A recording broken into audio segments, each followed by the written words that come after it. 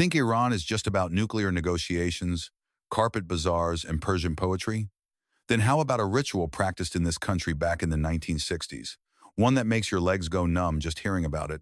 Or a cave where 7,000 years ago they opened the skulls of living people and they survived? And in the finale, a silent catastrophe awaits you, one that is right now swallowing entire neighborhoods of Iranian cities slowly, silently, without explosions or warnings. Today, 7 secrets of a country we don't know, the most incredible at the end.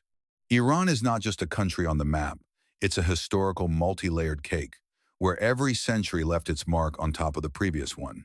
Temples were built on the ruins of other temples. Cities grew on the bones of former cities. New roads were laid along the routes of caravans that existed 3,000 years BC. Dig the ground in any Iranian city, and you'll likely stumble upon something several millennia old. In Iran, the past doesn't lie behind glass in a museum. It's literally under your feet. It seeps through the walls. It rises from the ground every time someone picks up a shovel.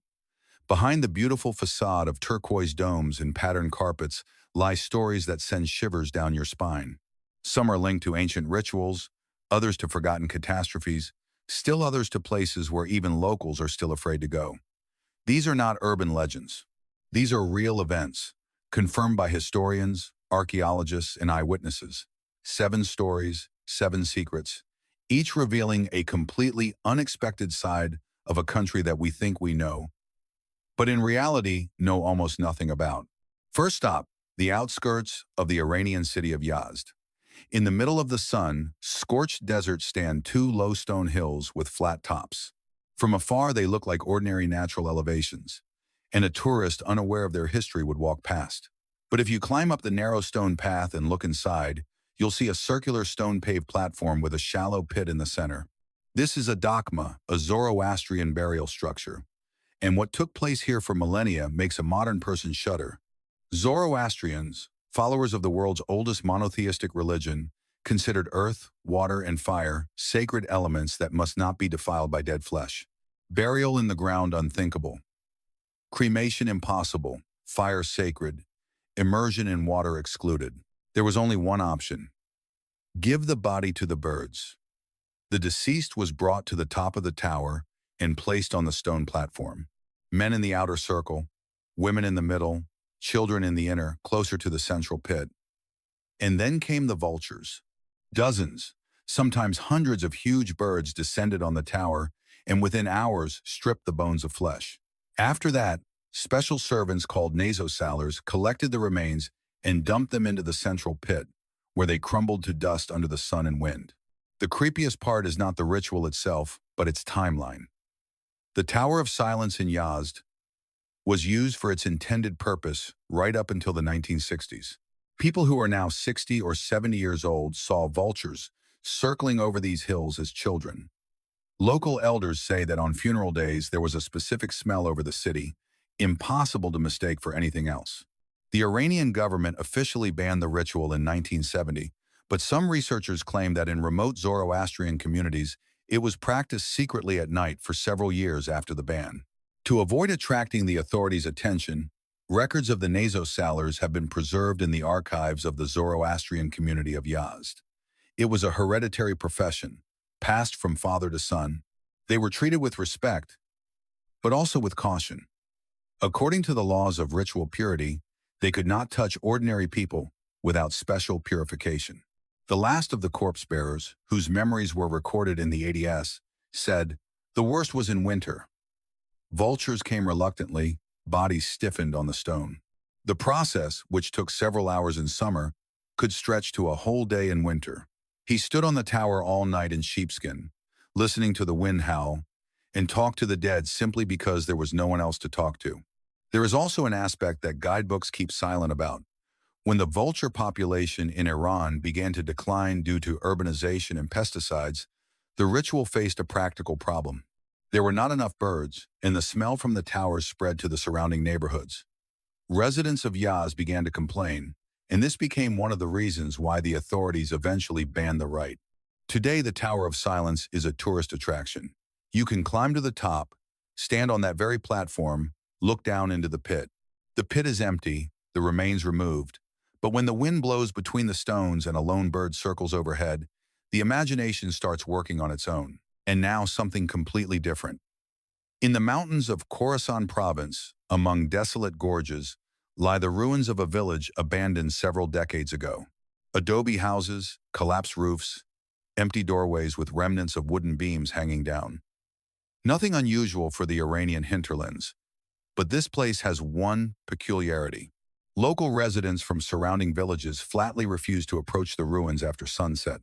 Legend has it, the village was cursed several centuries ago after its inhabitants killed a wandering dervish who asked for water and shelter, dying.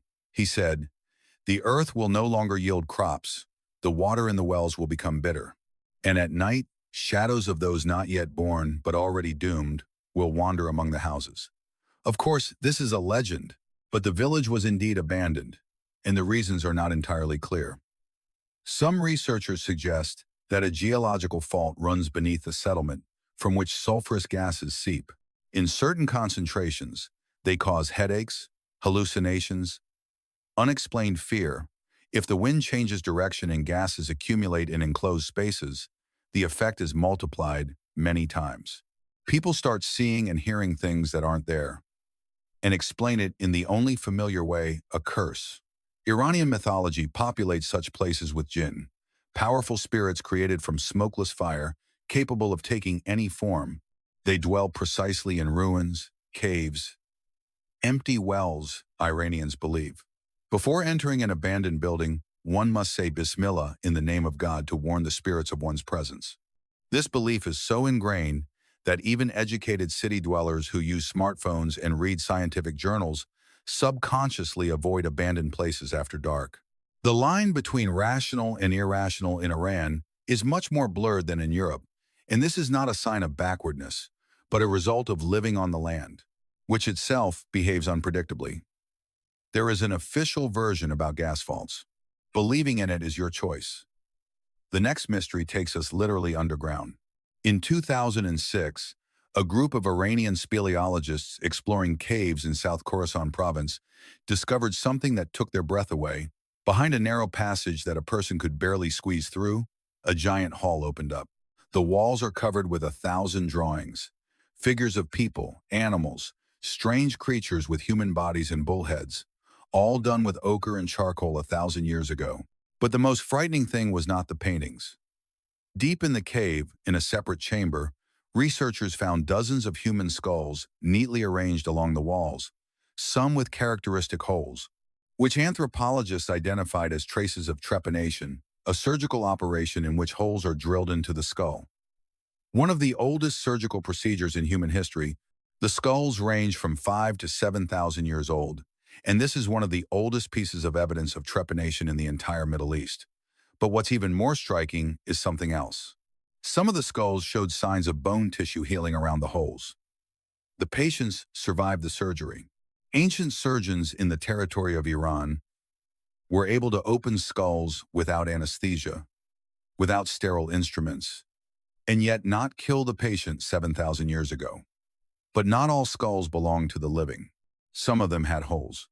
Drilled after death, why would you seal a dead person's skull?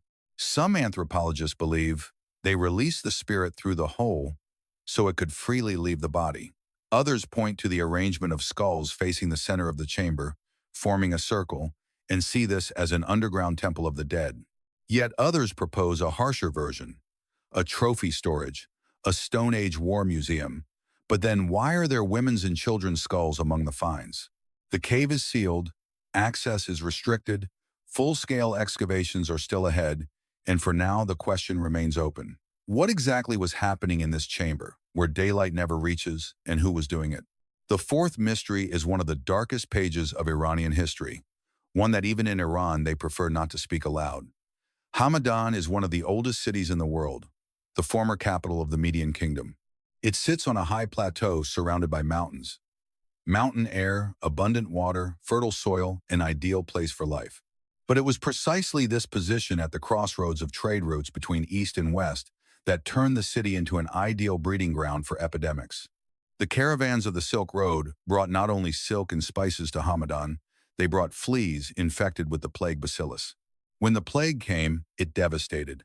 Medieval chronicles describe streets littered with bodies that no one could bury, houses where entire families died in a single night. The Arab historian Ibn al-Athir described how during one epidemic, city dogs went wild and began attacking the living because they had grown accustomed to feeding on corpses. When there were too many dead for regular cemeteries, the authorities ordered mass graves to be dug outside the city walls. Dozens, by some estimates hundreds, of such pits were dug around Hamadan over several centuries. Bodies were piled in layers, covered with lime, and buried with earth. Over time, the exact location of these graves was forgotten. The city grew, and new neighborhoods were built directly over the plague pits.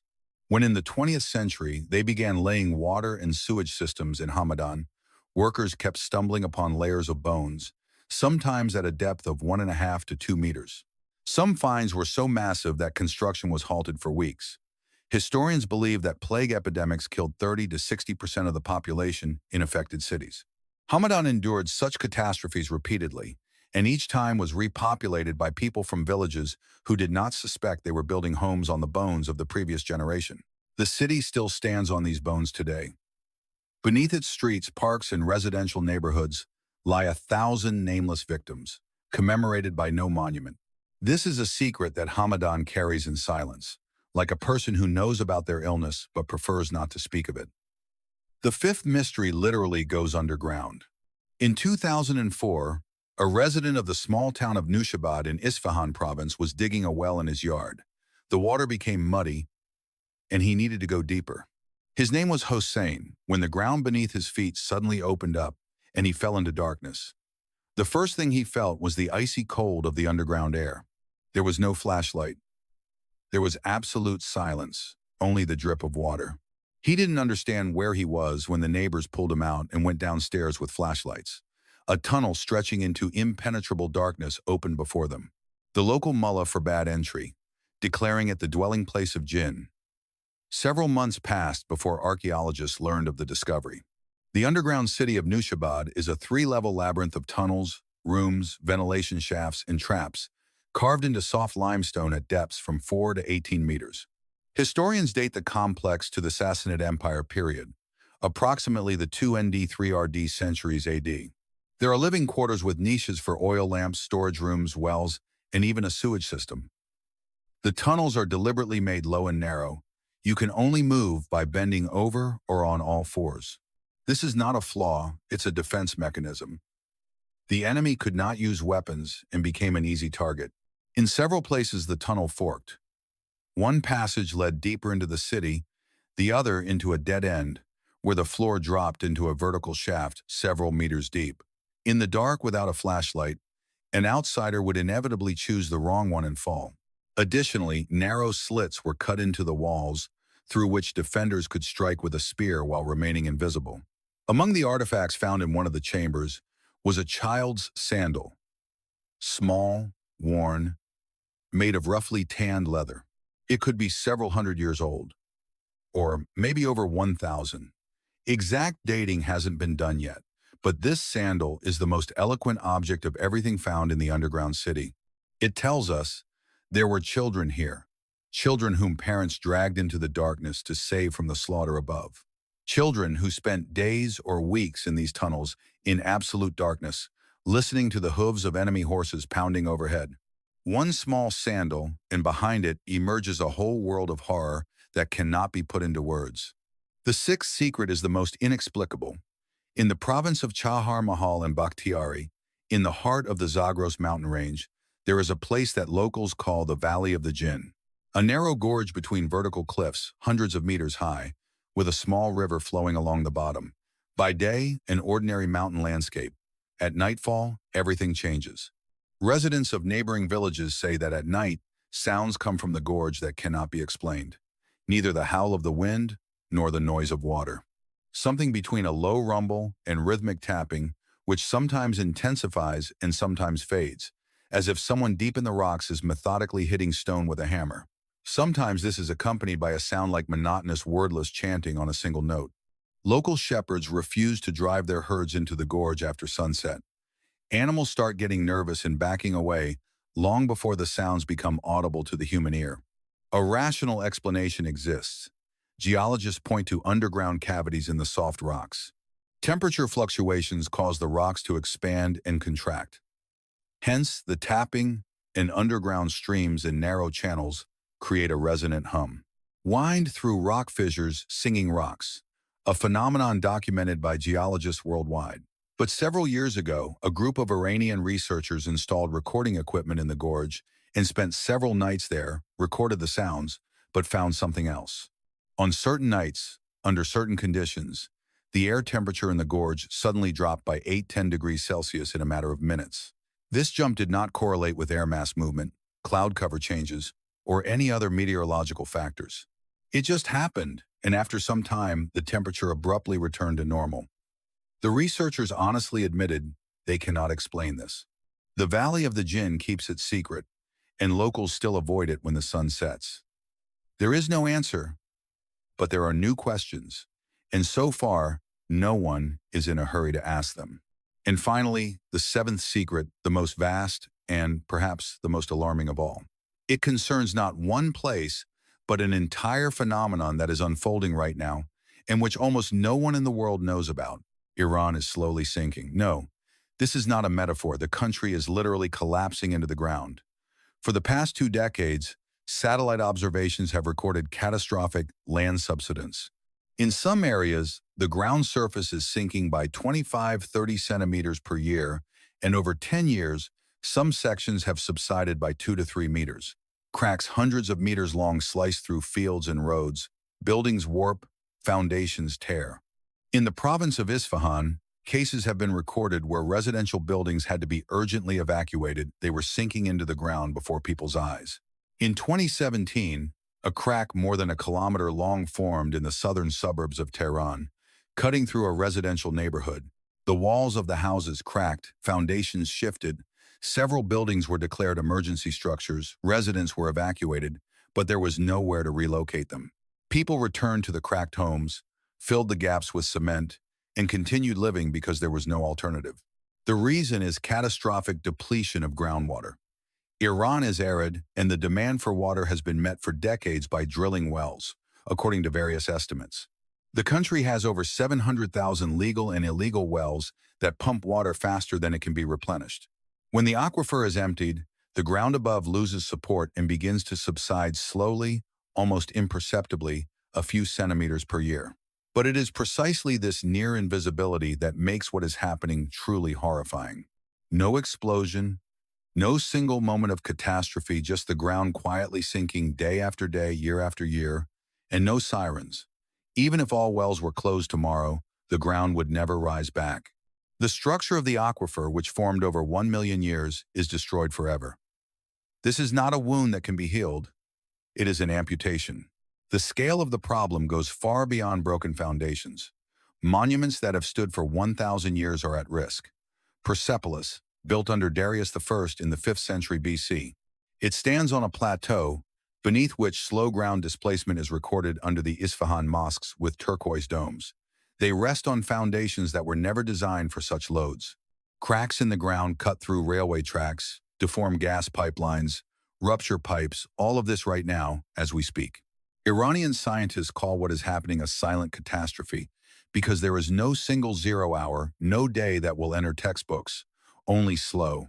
Daily silent destruction, like rust that eats metal from the inside while the outside looks fine, and when the metal finally cracks, everyone is surprised. How sudden, though nothing was sudden at all.